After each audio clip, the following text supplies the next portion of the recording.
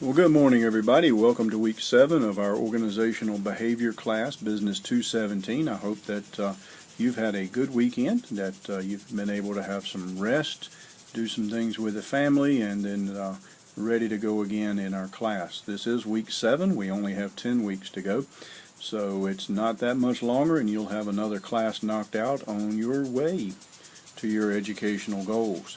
I think you're doing a good job so far in most of the discussions and in the assignments that I'm seeing, so keep up the good work. Don't forget to watch the grade book, and if you've got zeros or anything like that, let's get the work turned in. We do have a fairly stringent late policy, and I want you to get the best grade that you can get. This week we'll continue our discussion on leadership theories and that sort of thing. We'll also talk about politics in organizations, power and influence in organizations. Politics in organizations is not the same politics as we see on the nightly news or in the newspaper, but we're talking more in line with office politics and power. And we see in a lot of cases, we see formal leaders who have titles like supervisor, manager, that sort of thing, but then it's not unusual to have informal leaders. They may have special skills that people recognize, and then they allow them special privileges, or they have special powers. There are informal leaders, and those are typically people that have come to be trusted by others. They may be the one in the break room that everybody tends to listen to.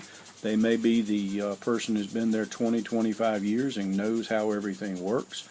And so by their personality, their power, their longevity, or whatever, they have influence and power in the organization other than just a title. And we'll be talking a little bit about all that stuff. Leadership, we'll continue that discussion. We've been talking about transformational, transaction, LMX theory, situational theory. There's authentic leadership.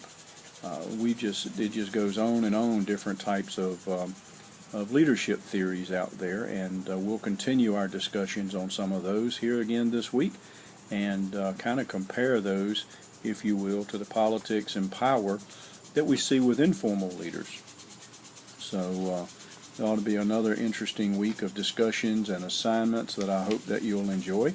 I also want to remind you that we will have a test this week. This is the 3rd test.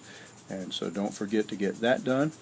And just want to say you're doing a great job. Keep it up. You don't have that much longer to go. If you have questions or concerns, please let me know, and I'll see you in class.